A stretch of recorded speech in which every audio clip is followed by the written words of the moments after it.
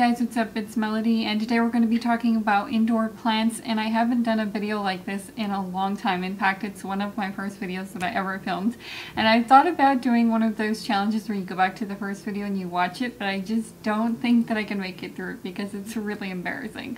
But my indoor plant video was one of the first videos I was really proud about filming. It got a far reach. It was one of my first far-reaching videos, and I would get messages from India and messages from different countries asking me about how, like years later, about how to care for indoor plants. So this is a really popular subject, and of course, why not? Everybody loves having beautiful things indoors. So over the years, I've had a lot of indoor plants, and I love tending plants. I recently put a few plants on my patio, and next year I'm going to build planters, because some of you guys know I've been into woodworking lately. So next year I'm definitely without a doubt, 2019, I'm going to be working out in the gym regularly, and I'm going to build planters. Let's just talk about a couple of tips to make indoor plants a lot easier so you don't have to go through a lot of trial and error. You don't have to read a lot of books and things like that unless that's your passion. I'm just going to cover the basics in this video because some people, when I was growing up, there were some people that always say, I don't have a green thumb, I just kill everything I touch. And I get it because I procrastinate, okay?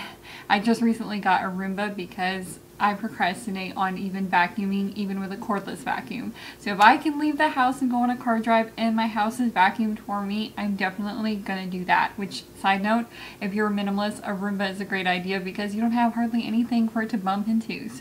But the reason why I brought up the Roomba is because I plan to water my plants once a week at the same time I run my Roomba before I leave the house. So therefore, if you tie habits together like that, then you're not going to forget things. So for instance, if you want to floss your teeth every night, maybe there's another ritual that you do every night. Hopefully brush your teeth. Hopefully you brush your teeth every night. So then if you're going to do that ritual, you can tie them together and then you're never going to forget them. So today we're going to be talking about how to pick a plant first, because the very first thing that you do is you have to lay an eyeball. You have to lay an eyeball on the plant of your dreams. So you're going to go to the store or you're going to go to a plant nursery, which in my experience, the best plants come from the store. The grocery store. I don't know if the grocery store gets first pick or something like that, but the best plants I've ever owned have come from the grocery store, okay? So the grocery store is your best bet, and then after that, Lowe's. I actually don't get a lot of luck when I go to plant nurseries, so unless you are very much a plant person where you have books on plants and you're reading about them like that, I wouldn't advise going to the plant nursery. I'd advise just going to your grocery store, Kroger, because Kroger has some really robust plants, which if you think about it, people in grocery stores probably don't tend plants very much. They might be sitting for a while because most people aren't going into the grocery store to buy a plant. When you go to a nursery or you go to Lowe's, somebody loves tending plants. That's their dream job. That's my dream job, actually. If it's going to be sitting in this grocery store, they've got to have some really robust plants or those plants are going to be wilting. So the first thing you want to do when you look at a plant is you want to look at a plant and you want to pick one that is hardy, especially if it's going to go indoors and especially if you don't get a lot of sun.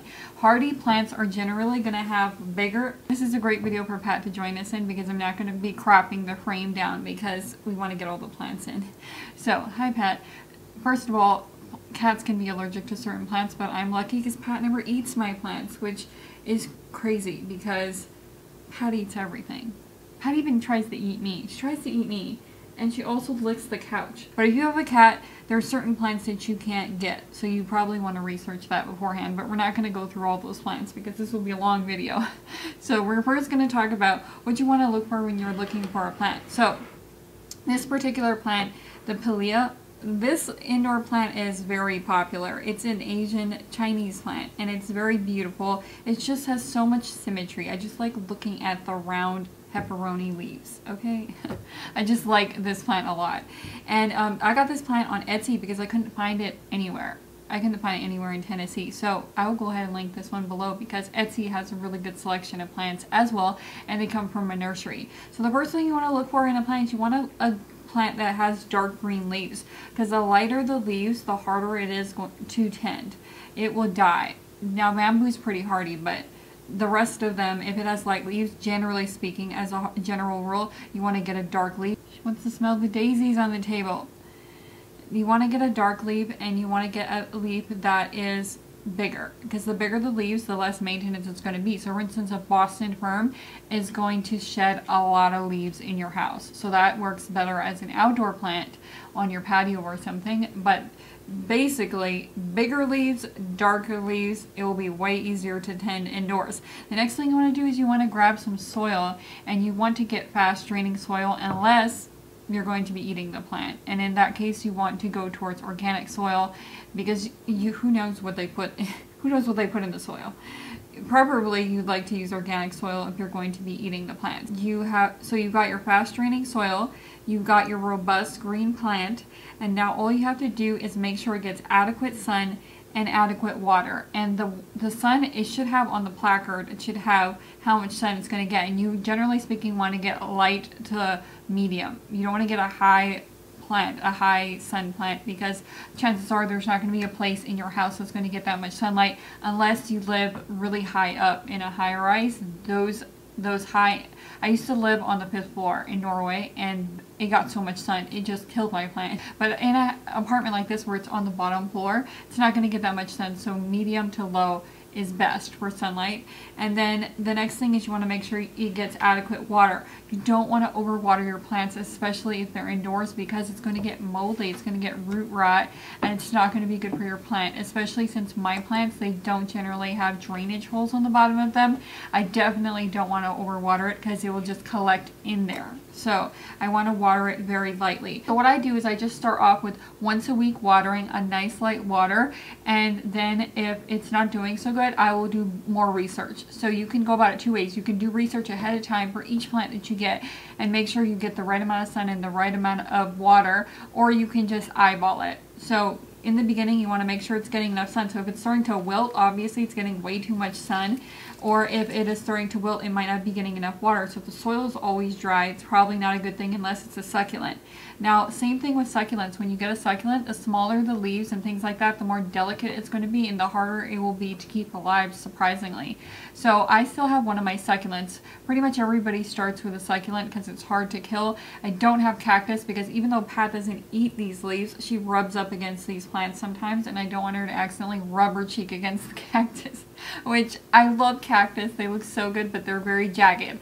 And especially if you're into feng shui and having flow and balance in the house, then they don't advise sharp things because you might stub a toe and fall on your cactus or something, which that would happen to me. I like plants that look balanced because that's what I like. That's just what I'm drawn to. So my favorite succulent I kept one succulent from the first batch of succulents because the rest of them I just didn't like. And just like with minimalism, you want to have a place and you want to have an environment that you like coming home to. You want to have plants that are easy to tend to. If that's your personality like me, you don't have a lot of energy to be spending on plants, then you don't want to get too many, and you definitely don't want to be getting ones that shed all the time and ones that are hard to keep alive because they require a more delicate balance of sun and water. So this succulent is super hardy, and it looks like it belongs under the seat, which is why I like this succulent. I've had this for so long. Now if you don't rotate your plants, then they're going to come out lopsided. You can cut it down to balance it out. You can trim it and then it will grow. So basically I've turned it around, so now it's going to start growing the other direction and it will look more balanced. But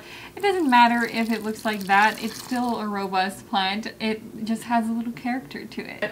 I think it looks nice. Even though it looks lopsided, I think it looks nice, but it was getting a little bit out of control. So you can have edible plants, which if you're minimalist and you're practical like me, edible plants make so much sense. So I have parsley here. I just planted a bunch of seeds and I didn't germinate them. I'm very low maintenance when it comes to plants. I just planted a couple of seeds and then I will be plucking out a few of them and just keeping the really strong, two really strong ones as soon as they grow a little bit more. So quite a few of them have come out, the sprouts, and I'm going to let them grow a little bit more to decide which one I want to keep. And the great thing about that parsley is I can grow it all year round. And outside I have 5 heads of lettuce in my planters in organic soil. That is a really fun project, but again, I need to get planter boxes because it's not going to grow enough to feed me. Five heads of lettuce is not going to be enough. So next year I will plant planters out there. I will go ahead and build some planters and then have a full functioning garden. Now, I couldn't grow tomatoes like I really wanted to because tomatoes require a lot of sun. So when you're going to get edible plants, it's very important you do the research because a lot of them require a lot of sun. And my patio just doesn't get that much sun. So there's some thermometers, but I have a sense for this that it's not going to get enough sun. So I'm not even going to try. There's going to be some plants like watermelon or some plants like roses. I would love to have a rose bush of white roses, but you're going to need a house. My grandma, when we lived in Hawaii, she had a bunch of rose bushes that she would tend and prune. And the very last plant I have here is the hardest one for me to keep alive because it requires so much maintenance in comparison to these rest of these plants. So you know a plant lady because her marimots look robust and dark green. But I'm always away from my house, and also I procrastinate, so this thing has been put through the fire. So what I did here is to rejuvenate it, I cleaned it out recently, and I put a little bit of salt at the bottom of the tank and put it in fresh water. This requires a little bit more maintenance. I'll also link you to the video that I made on just marimots because it requires a little bit more attention. If you don't consider yourself as someone with a green thumb, then I wouldn't recommend having a marimo. Now, I have the ability to have a green thumb, but the bottom line is that I'm just not attentive enough, I think. I'm just not attentive to my external environment, but I've been improving. That's why I'm going to make some planters. One last thing I want to talk about is pruning. I'm not going to get into how to propagate plants because you can cut off pieces and grow them again. You can grow them in another pot. We're not going to get into that today, but I will talk about pruning. You just want to take a shears every once in a while and cut it down to size. I've been into some restaurants or some houses where the plants are just taking over everywhere and the pot is too big. Either the pot is too big or they're just not pruning it back. My favorite plant, the pothos, it got all the way, it was getting into the living room and it's out of control. I mean, it just looks like clutter after a while for me, so I trimmed it back, but that's because the pot's too big. All you have to do is just keep trimming it back. The last thing I want to mention is watering your plants. Someone on Instagram basically gave me a tip for using a glass jar to just water all of your plants, which is what I've been doing. I also have a plastic pot, which when I am outside I use the plastic one because it needs a lot more water, especially when I build planters. There's going to be a lot more lettuce out there, so it's going to need a lot more. And you can also plant your lettuce indoors, but it's going to need a lot of sun. So the reason why I put the parsley in this window for now is because the other window it wasn't getting enough sun. And generally speaking, edible plants are going to need a lot of sun. The last thing I want to say is that right before I go on a car drive, I go on a car drive at least once a week. I move all the cords and the curtains off the ground so the Roomba can go all around while I'm gone. And I turn on the Roomba and I water my plants just before that so that there is always a cue in my mind. I can water my plants. And then that night I grab my phone and I put in my Daylio app, which you guys have heard me talk about. My Daylio app, my favorite app of all time. In fact, there is an app on the phone that I just downloaded that you can go up to any plant and it will tell you what plant that is. So I'll put that app down below. But my favorite app of all time is the Daylio app. So I'll go ahead, turn on my robot, and that night I will go ahead and on my Daylio app I'll put tended to my plants so that I know I can see it in my logs. So if you guys have not downloaded the Daylio app, definitely download that. Add me on Instagram because I am going to show you the results from the Daylio app, because in February I just started the Daylio app and then in March the results were so much better because I know what actually matters to me, which is core drives and exercise. So I hope that you like this video. Again, I'm really glad that Pat came and stopped by. I have some string on the table because I'm going to be doing a DIY project for a beautiful thing I want to put on the wall here. So that's going to be another video, but I can't wait to see you guys next time. I love organization videos, so definitely subscribe so I can see you in that organization video next Sunday. Thank you guys so much for watching. The whole reason why I needed to get a Roomba was because Pat just walks around and she's just sprinkling fur everywhere. That's what I'm convinced is happening. She moves and then fur is falling off everywhere. Because every time the Roomba goes, it's picking up another cat.